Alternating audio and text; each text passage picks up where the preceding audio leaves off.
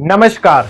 वडवाना तालाब में हजारों प्रवासी पक्षियों का आशियाना उजाड़ दिया गया है और हैरानी की बात यह है कि यह सब तब हुआ है जब सिर्फ 2 दिन पहले ही विश्व पर्यावरण दिवस पर पेड़ बचाने और लगाने के बड़े बड़े दावे किए जा रहे थे। डभोई के वडवाना तालाब के बीच स्थित करीब 8 पुराने और विशाल पेड़ काट दिए गए हैं। ये वही पेड़ थे जहां देश विदेश से आने वाले हजारों प्रवासी पक्षी बैठते थे, आराम करते थे और अपने घोंसले बनाते थे। स्थानीय पर्यावरण प्रेमियों का कहना है कि इन पेड़ों के कट जाने से आने वाले दिनों में पक्षियों के सामने आश्रय का बड़ा संकट खड़ा हो सकता है।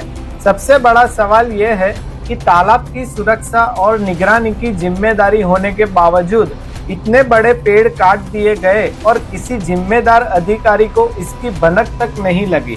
एक तरफ पर्यावरण बचाने के दावे किए जा रहे हैं तो दूसरी तरफ प्रकृति और पक्षियों के इन नुकसान का जिम्मेदार कौन है और क्या इस मामले में जवाबदेही तय होगी?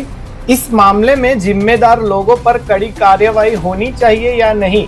अपनी राय कमेंट में जरूर लिखिए और प्रकृति की इस आवाज को ज्यादा से ज्यादा शेयर कीजिए। વડવાના પક્ષી સરોવર એ પક્ષીઓ માટેનું એક આશ્રય સ્થાન બનતું જાય છે ત્યારે ગઈકાલે 5 જૂનના દિવસે જે વિશ્વ પર્યાવરણ દિવસ ઉજવવામાં આવ્યો ત્યારે સરકારે અને સરકારના લગતા કેટલાય ખાતાકીય સંસ્થાઓ દ્વારા વૃક્ષારોપણ કરી અને સંસ્કૃતિ પ્રકૃતિ જાળવણી માટે વૃક્ષારોપણના પ્રોગ્રામ કરવામાં આવે છે ત્યારે વડવાના પક્ષી સરોવર ખાતે વૃક્ષોનું સદંતર માટે નિકંદન કરવામાં આવે છે।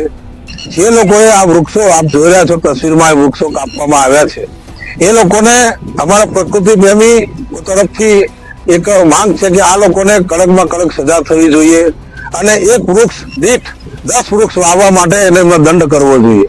એ રીતે અહીંયા સ્થળ પર લગભગ 8 વૃક્ષ કપાયા છે તો 8, 10, 80 વૃક્ષ 5 વર્ષ સુધીને વાઈને એને ઉછેરે એવો દંડ કરવો જોઈએ।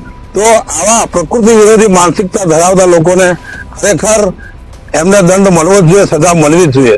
આ પક્ષી સરોવર એટલે પક્ષીઓ માટે ખરું, પશુઓ માટે, બધા માટે આશ્રયસ્થાન છે અને વૃક્ષો વાવી અને જતન કરવું એ કેટલું કપરું સદાન છે। આજે પ્રકૃતિની અંદર જોવા જઈએ તો કેટલે આપણે ગ્લોબલ વોર્મિંગ ને એના કારણે વાતાવરણ કે ગરમી કે ઉપર નીચે થયા કરે છે ત્યારે અસહ્ય ગરમીના કારણે પબ્લિક ત્રાહિમામ પોકારી રહી છે ત્યારે પક્ષીઓનું આ આશ્રયસ્થાન વડવાના પક્ષી સરોવર ત્યાં વૃક્ષો કાપી રહ્યા છે લોકો।